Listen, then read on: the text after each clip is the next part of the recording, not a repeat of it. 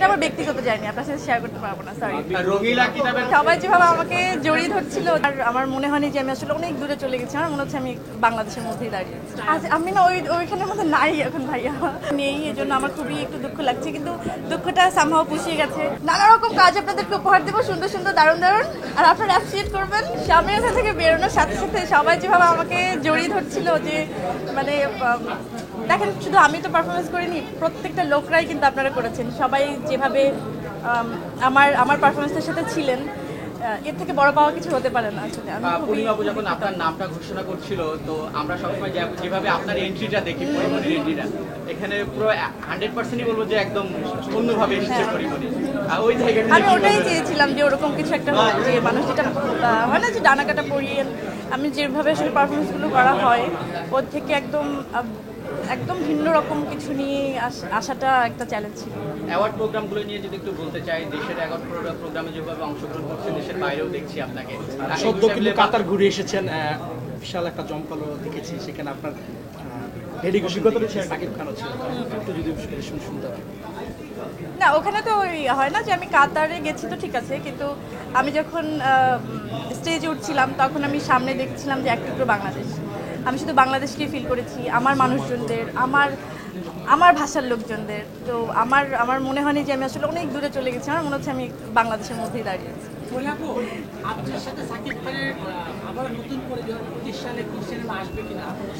আমি না ওইখানের মধ্যে নাই এখন ভাইয়া, এটা নিয়ে অনেক পড়া।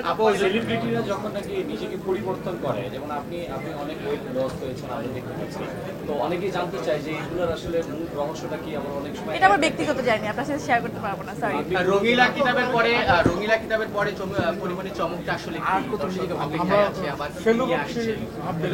ইন্ডিয়াতে আছে, ইন্ডিয়াতে মুক্তি পাচ্ছে। হ্যাঁ, আজকে ফেলুবক্সি টিজার রিলিজ হচ্ছে, ওখানে একটা, হ্যাঁ, আমি থাকতে পারিনি, ওখানে নেই। এই জন্য আমার খুবই একটু দুঃখ লাগছে, কিন্তু দুঃখটা সামহাও পুষিয়ে গেছে, যে সবার সাথে এরকম একটা পারফরমেন্স আসলে শেয়ার করতে পেরে। তো দেখা যাক, সব কিছু ভালো হচ্ছে, আর নতুন বছরটা আসলে আরো বেশি ভালো হবে।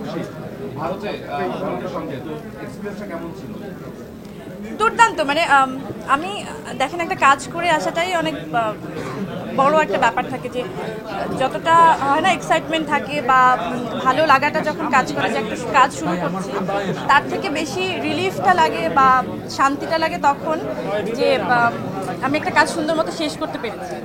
তো এখন বাকিটা, আমি তো কনফিডেন্ট, আপনাদের ভালোবাসা নিয়েই সারা জীবন আমি কনফিডেন্ট, এটুকু বলতে পারি। রঙ্গিলা কিতাবের মত যেভাবে আমি সবাইকে প্রমিস করেছিলাম যে ক্যারেক্টারটা সবাই পছন্দ করবেন, সবাই অ্যাপ্রিশিয়েট করেছেন, আমি কৃতজ্ঞ। আমার মনে হয় ফেলুবক্সিও ওরকম আপনারা সবাই পছন্দ করবেন ক্যারেক্টারটা। একদম ডিফারেন্ট ক্যারেক্টার। নতুন বছর নিয়ে এরকম নানা রকম কাজ আপনাদেরকে উপহার দেবো, সুন্দর সুন্দর, দারুণ দারুণ, আর আপনারা অ্যাপ্রিশিয়েট করবেন। নিয়ে কোনো ভাবনা আছে কিনা, যেহেতু ক্রিকেট টিম আছে আমাদের এখানে, সেখানে আপনিও একজন পার্ট, অলরেডি শুটও চলছে, আমরা বিভিন্ন জায়গায় দেখছি, তো সেখানে বিপিএল নিয়ে অবশ্যই মাঠে যাব এবং ওরা জিতবো ইনশাআল্লাহ, আশা তো রাখতে হবে ভাই। স্বপ্নের কোনো চরিত্র এখনো গল্প বাকি আছে কিনা? লাস্ট প্রশ্ন। না, স্বপ্নের কোনো চরিত্র এখনো বাকি আছে? এত অফকোর্স আছে, বললাম তো সেদিন, যে আমি বারবারই কিন্তু বলি যে আমার ডানাগুলো কেমন আছে? আমার ডানাগুলো ভালো আছে, আলহামদুলিল্লাহ।